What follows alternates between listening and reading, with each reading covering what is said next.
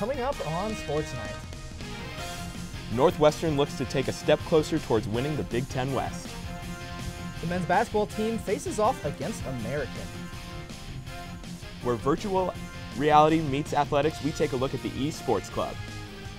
Well, Ethan, this is your first time ever anchoring. How are you feeling? Well, you know, I'm a bit nervous, but I'm ready to rock and roll. All right, well, that is good to hear. Now, since it's your first time, would you like to do the honors? Of course I would. This is Sports Night right now.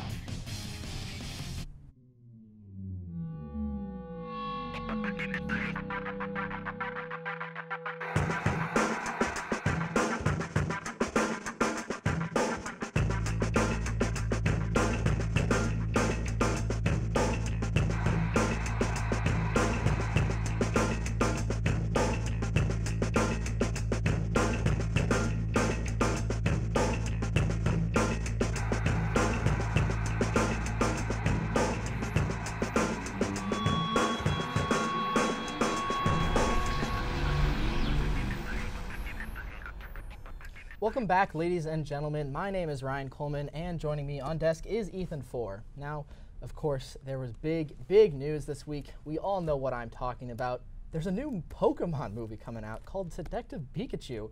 Ethan, what are your thoughts? Well, it's an all-star cast starring Ryan Reynolds in probably his biggest role of his career. I'm thrilled. I can't wait.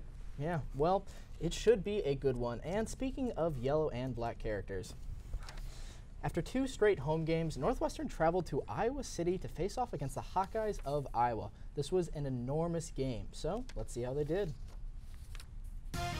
Cats looking to win in tough Iowa City in Kinnick Stadium. We're going to cut right to the third quarter now as we get Isaiah Bowser on the carry. Now, Mario isn't in the back of the end zone, but 6 points are. Cats go up 7-3 after his carry. We jump over to the fourth quarter, and we get a nice, really just amazing pass here. Nice heave by Clayton Thorson as he finds Bennett Skoranek diving catch in the end zone. This would put the Cats up 14-10. But Iowa, of course, was not giving up. On a drive here, McKee Sargent on the carry across half field. But what do we have here? Oh, it's a good old-fashioned pile. Players are on top of players. They're pointing everywhere. We have no idea what's going on. But Cameron Ruiz ended up forcing the fumble, and did the Cats recover? Well, let's see what happens. We actually cut ahead 40 minutes, and oh, look at that, they did. Cats take the ball. But final drive here by Iowa. Joe Gaziano forces the fumble, and then the Cats jump on top of it to end up victorious, winning the game 14-10 over the Hawkeyes. Now, we are joined here by Daily Northwestern's own Ella Brockway. Ella, thank you so much for coming. Thank you for having me. Now, before we get into the big news from this game, what did Northwestern do right to beat Iowa? So not a lot offensively was happening in the beginning parts of this game, but all it really took was 2 big drives. You mentioned them before. The Bowser drive, he had a monster game, 165 rushing yards in another breakout game for him this season after Jeremy Larkin medically retired. And then Skoranek's catch. That was the play of the game, one of the biggest plays around the Big Ten this week. It's also a big credit to the Northwestern defense, especially after Montre Hardage left in the third quarter with an injury. Northwestern was forced to play with only without 3/4 of his starting secondary, and they had a bunch of big defensive plays, especially the 2 fumbles. And once again this season, Northwestern found a way to pull out a really tough win. Yeah, it was a tough win indeed. And as I am sure everyone knows at this point, with this win, Northwestern clinched the Big Ten West. And it's hard not to look ahead, but who would you rather face in the championship game, Michigan or Ohio State? So you're exactly right. The message of this week throughout practice has been Northwestern needs to go 1-0 this week against Minnesota, but it's very difficult not to look ahead. Northwestern's opponent is going to be determined by the Michigan-Ohio State game on November 24th. A game that not only has implications for the Big Ten championship game, but also for the college football playoff. I think the most popular message going around right now is that Northwestern would like to play Michigan. They've already played Michigan this season, and they outplayed them for the first quarter of that game back in September. But they couldn't really get anything going offensively later in the game. But if this game were played in a vacuum, I think they would want to face Ohio State just because Michigan already knows the offense. They've seen their offense. They'd be a little more prepared. But the way the college football is going to play out in the next 2 weeks, I think if you're playing the percentages, it's more likely that we'll play Michigan. And no matter the opponent, Northwestern is going to come into that game a heavy underdog. And finally, backtracking a bit, what is the outlook for the game against Minnesota, and who should be a player to watch for the week? So I'm actually going to give you a position group to watch for the week. That is going to be the Northwestern secondary. So Minnesota is one of the better receiving teams in the in the Big Ten. They've got a NFL prospect and one of the top wideouts in the country in Tyler Johnson. He's almost got 1,000 yards on the season already. And Northwestern secondary is going to be very understaffed for this game again. Montre Hardage, Jared McGee, and Trey Williams, all starters, all defensive back starters, weren't on the depth chart released this week. But that's going to bring an opportunity for guys like Alonzo Mayo, Rod Campbell, and Cam Ruiz, who had that big fumble recovery against Iowa. That's going to give them an opportunity to go against a really strong receiving core. And Minnesota only needs one game to become bowl eligible, so they're going to come out of the gates firing. And this is going to be a big game for them. So while this doesn't have any bearing on the rest of Northwestern's season division-wise and division speaking, it should still be a good one to watch. Thank you so much for your time. As always, you can find Ella's work at the Daily Northwestern. Thanks so much for having me. For the third straight year, Northwestern posted a perfect record at the Vassar Invitational, defeating all 8 of their opponents, including dominant wins over City College of New York and Sacred Heart. First year, Emma Scala led the team with a 14-2 record in her first official college meet, and 5 other Wildcats posted double-digit wins. The Cats will travel to Columbus, Ohio for the Elite Invitational on November 17th and 18th. Cats had personal and team successes at the NCAA Midwest Regionals in Peoria. The team placed 5th out of 34 teams, and several Cats finished in the top 50. Aubrey Roberts ran her way to a 3rd straight spot in the NCAA Championships with a 4th place finish. Sarah Nicholson finished 21st, earning an all-regional recognition, and C.L. Kearney placed 42nd. Kearney and first-year Rachel McCardle had personal bests. Aubrey Roberts will run for Northwestern in the NCAA Championship Saturday at the University of Wisconsin. Coming up after the break, we take a look at the undefeated men's and women's basketball teams. At Northwestern, we're Wildcats in every way.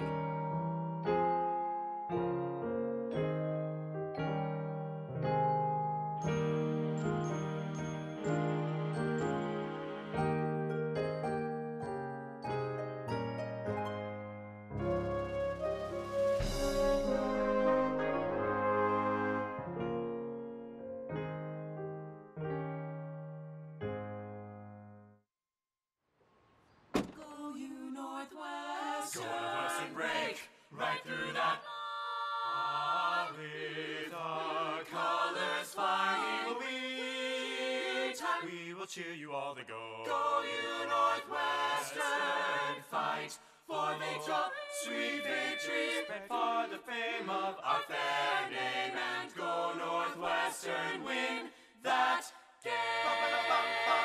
Go Cats! At Northwestern University, we are pioneering innovation and achieving excellence across every imaginable discipline.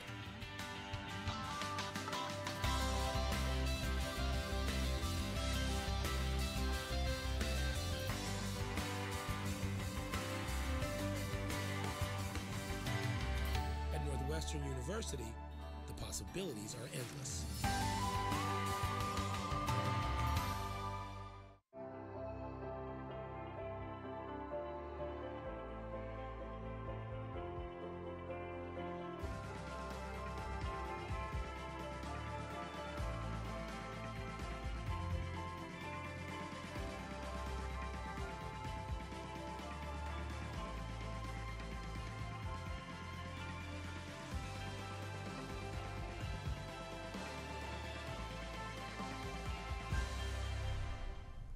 Welcome back to Sports Night. Ryan, MLB MVP winners were announced today with Mookie Betts and Christian Yelich taking home the hardware.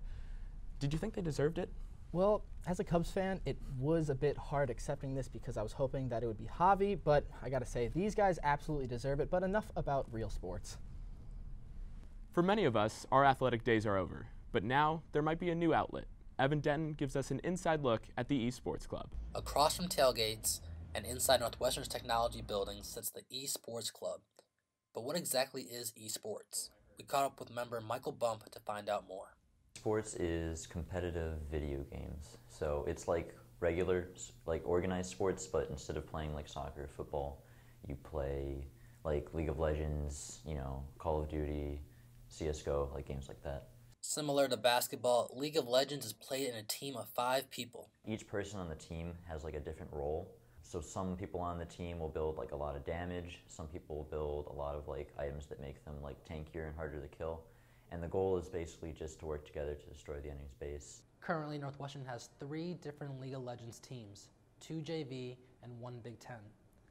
The Big Ten team plays against other schools within the conference and receives up to $5,000 in scholarship money.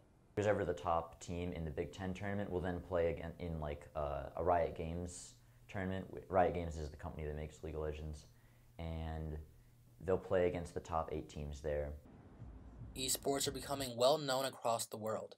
In fact, esports are being considered for the 2024 Olympics in Paris. You know, within people who play games, everyone knows about like esports, and you know, some of them will watch like the finals and stuff like that. But I feel like not a lot of people who don't play games, you know, might not really know what it is. So I think it's just a good way to have it exposed to more people. Esports is the new crossroads of athletics and virtual reality. So Wildcats, grab your computers and get your head in the game. For NNN Sports, I'm Evan Denton. The women's basketball team took to the court on Sunday in Welsh Ryan Arena as they opened up in that stadium to face off against the Blue Devils of Duke. Let's see how they did. The women's team put the grand opening against the number 21 Blue Devils on Sunday. From the jump, the Wildcats looked focused and ready to start the season strong. Senior Palace Kunai Akpana controlled the paint throughout the game, finishing with 11 points and 17 rebounds. As a team, the Cats scored 22 points in the paint and made 8, yes, you heard me, 8 three-pointers. Folks, this could be a surprise team in the Big Ten. Don't you forget about that. The Caps would end up leading throughout wire to wire, and they upset the Blue Devils 84-58. And we have a live update for you as the women's basketball team is currently facing off against UIC. The score is currently 18-12 with 1:18 remaining in the first. Lindsey Pulliam has 10 points. After taking down New Orleans in the first official home game at the new Welsh Ryan Arena, Northwestern welcomed the American Eagles to Evanston on Monday night. Were the Cats able to pick up their second win of the year? Let's roll the highlights. Northwestern looks to keep their preseason rolling against the Eagles of American University. Midway through the first half, Vic Law drives and finishes with the slam. Cats down 2. Back in fourth game in the first half, Jacob Bunyasith goes for 3 and hits it. Cats down 4. Later in the first half, Vic Law gets an inside pass from AJ Turner and hits the floater. Cats lead at halftime. But American makes it close again in the second half. Yiljep with the hook shot brings American within 2. Derek Pardon backs down a defender and slams it home. Cats up 2. Later in the second, Vic Law misses a 3, but Derek Pardon is there, grabs the rebound, finishes it. Cats win 63-51. I'm here at the brand new Welsh Ryan Arena where the Northwestern Wildcats defeated the American Eagles 63-51. A defensive battle for much of this game saw the two teams tied at 57 with just 9 minutes to go, but a late 13-2 run gave the Wildcats the victory in the end. The seniors led the way for this team as Vic Law had a game-high 26 points and Derek Pardon was a beast inside with 13 points and a game-high 18 rebounds. Next up for the Wildcats is a home matchup this Friday against the Binghamton Bearcats. For NNN Sports, I'm Andrew Fenichel. Joining me now to talk Wildcat basketball is Kevin Sweeney of WNUR Sports. Kevin, thanks for being here. Thanks for having me, Ethan. All right, after blowing out New Orleans by 30 last week, the Wildcats were able to win their second game of the year by double digits. What has been the key to Northwestern's early success? I think Chris Collins would admit that this certainly hasn't been a perfect start for Northwestern, but 2 wins on the board, and I think you have to look at the defense. Northwestern has given up 52 in their opener, 51 in their second game against American. I think this team can be an elite defensive team. They're 9th nationally in scoring defense right now, 29th nationally in Ken Palm's adjusted defense.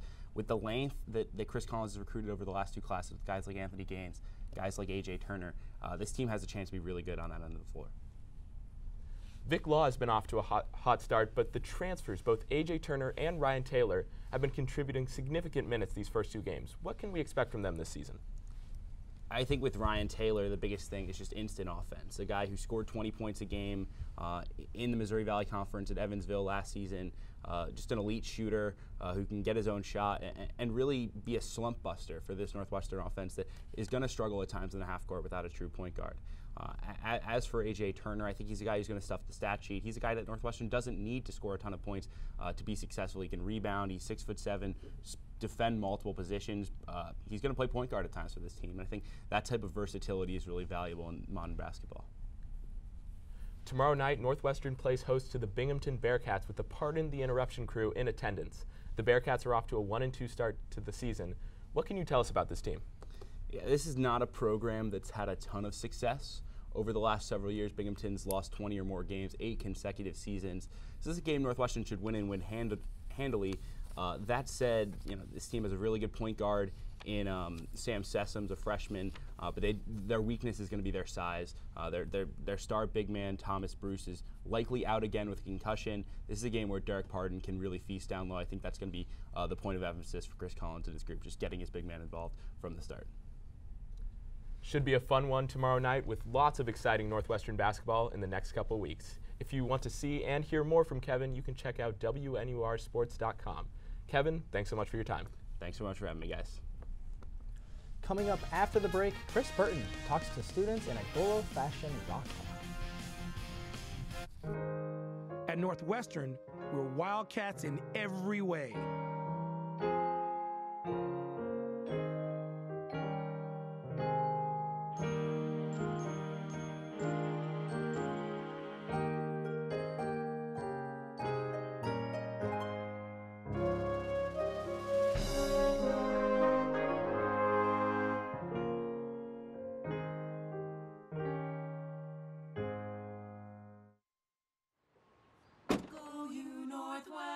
Go Northwestern, break right through that.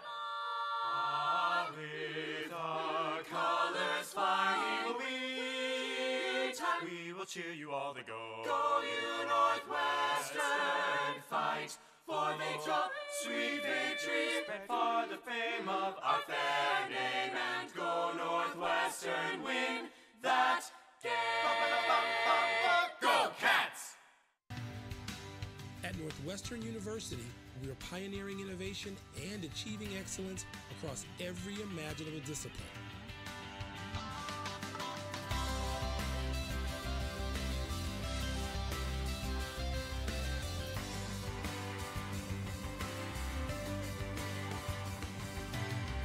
At Northwestern University, the possibilities are endless.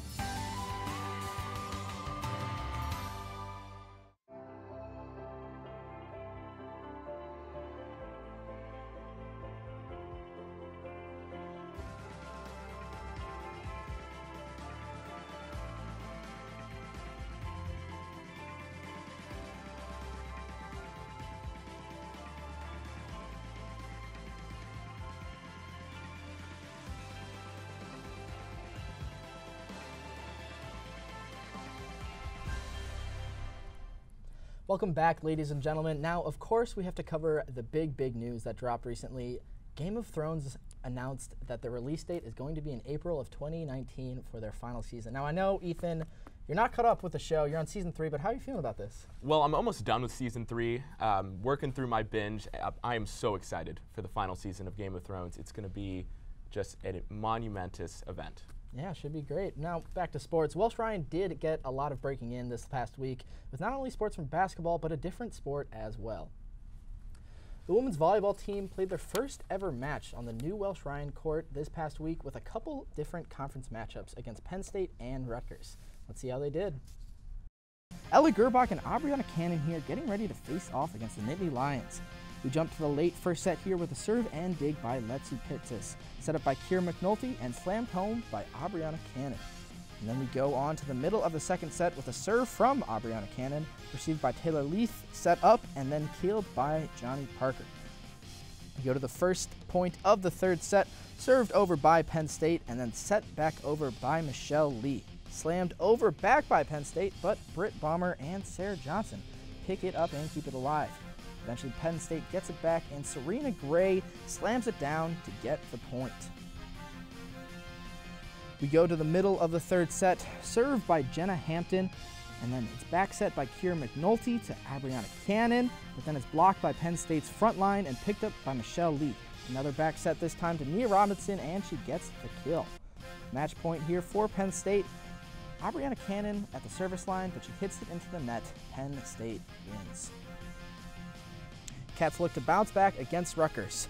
First set here, Northwestern is winning and is on setup by Kira McNulty, and then eventually killed by Abriana Cannon. They take the first set. Second set, after both teams go back and forth a little bit of sharing the ball, they do take their time with it. It is a really good volley. Northwestern over the Scarlet Knights. Scarlet Knights back over to Northwestern. Gets set up by Kira McNulty again and then killed by Nia Robinson. Cats take 2 straight sets. But Rutgers wasn't down for the count. Third set here, Marl Wheat, and eventually killed up by Becca Kojanovic. Hard name to pronounce. Fourth and final set here, we get another set up by Kira McNulty, and then another kill by Abriana Cannon. Cats win against the Scarlet Knights. After being selected to their 4th straight NCAA tournament, the Northwestern Wildcats women's soccer team traveled to Raleigh, North Carolina to play the NC State Wolfpack last Friday. Were the Cats able to keep dancing? Let's find out. Starting in the 20th minute, Paige Griffiths shoots off the corner, but Mackenzie Wood saves it. Ciara King gets the rebound, but misses wide. Later in the first, Hannah Kiosk shoots, but Mackenzie Wood makes an incredible save. We are tied at the half. In the 75th minute, Paige Griffiths shoots again, but Mackenzie Wood is there again. It stays tied. Here we see it again. Mackenzie Wood was all over the place in goal on Friday. Later, Marissa Vigiano misses the free kick wide, and then Jenna Butler in the 76th minute scores off the corner with a beautiful header to put the Wolfpack up 1-0.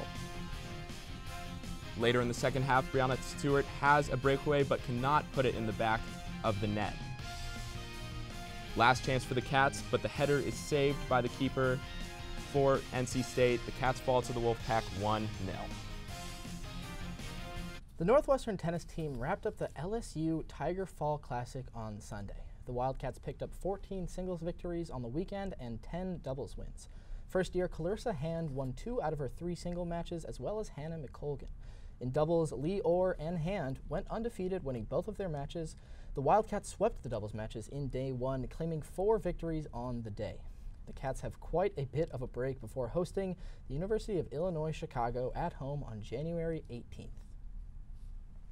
As we mentioned earlier, the Northwestern Wildcats are heading to their first Big Ten championship in school history.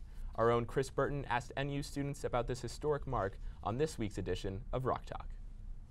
Just about everybody knows that the Cats just made it to the Big Ten championship, clinching the Big Ten West. I'm here at the Rock, seeing how students feel about the trip to Indy. Are you excited for the Big Ten matchup between Northwestern and whoever's going to come out of the East? Excited is an understatement. Tell me more about that. I am very excited. Heading into the season, I thought we'd be good, but I did not see a Big Ten championship game in our future, so I'm very excited to go. I know my family, they're always making jokes about how, oh, you go to school with good academics, but they don't have good sports teams, and suck it, we do. Who would you like to see Northwestern go up against in the Big Ten?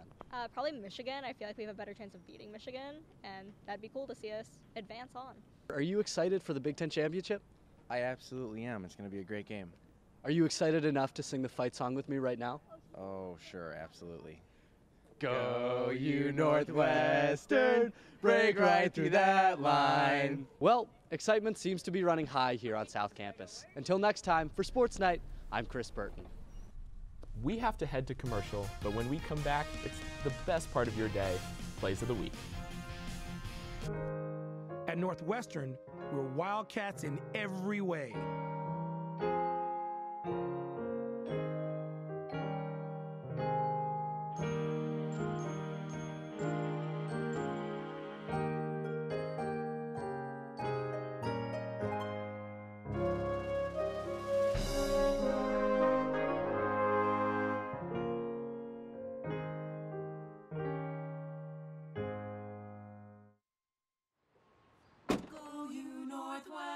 Northwestern! Go Northwestern, break right through that. With our colors flying, we will cheer you all the go. Go you Northwestern, fight for victory, sweet victory, for the fame of our fair name, and go Northwestern, win that game. Go Cats! At Northwestern University, we are pioneering innovation and achieving excellence across every imaginable discipline.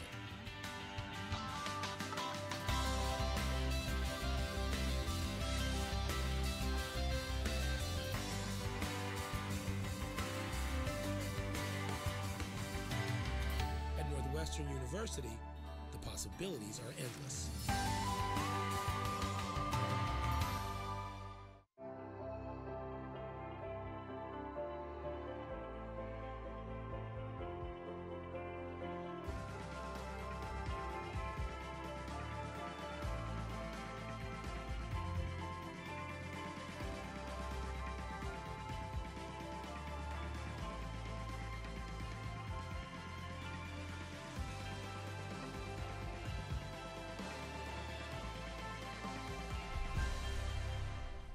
Before we end the show with Plays of the Week, we actually have to cover the big news. The Cats are in the Big Ten Championship. Over 3,400 students signed up for tickets and will be in Indianapolis. Ethan, will you be there? Oh, I plan on being the loudest student there. I'm so excited because this may be the only opportunity I have to watch us in a Big Ten championship. Now, I asked Elle this earlier, but let's talk. I mean, do you think Michigan or Ohio State is a better option? I think, contrary to like what we would usually see in Big Ten football, I think I'd rather play Ohio State. Michigan has such a great defense and a really mobile quarterback, and that's kind of what Northwestern struggled with this year. So I think I'd rather play Ohio State. Have you ever been to Indianapolis? I have not. I've been to South Bend, but never Indianapolis. Okay, that's not Indianapolis, I but know. I guess that counts. Well, I am personally excited. I transferred from Indiana University, and we'd spend some nice weekend trips at Indy. So it's a really fun city to be in, and I'm really excited to be back there. But while it's still a couple weeks away, we just got to wish the team the best of luck. But now, Plays of the Week. Coming in at number 3, Mackenzie Wood makes an unbelievable save on the Wolfpack free kick. We see it here. She just pushes the ball over the crossbar for the save. Coming in at number 2, over to Welsh Ryan. Derek Pardon grabs the rebound off the missed three from Vic Law and finishes with authority. And with your number 1 play of the week, you saw this earlier, ladies and gentlemen, with a nice heave downfield. Bennett Skoranek with the diving catch with the game-winning and Big Ten West clinching catch. And thank you so much, ladies and gentlemen, for tuning in and listening to us. For Ethan Fore and the rest of the crew here at Sports Night, my name is Ryan Coleman. Tune in next week, or just kidding. We have Thanksgiving next week. Happy Thanksgiving. That's Happy Thanksgiving exciting. to you. Wow. Well, I hope you eat turkey or potatoes or green beans or pumpkin pie or whatever you got. But tune in later in 2 weeks with us. Thank you so much and have a wonderful, wonderful night.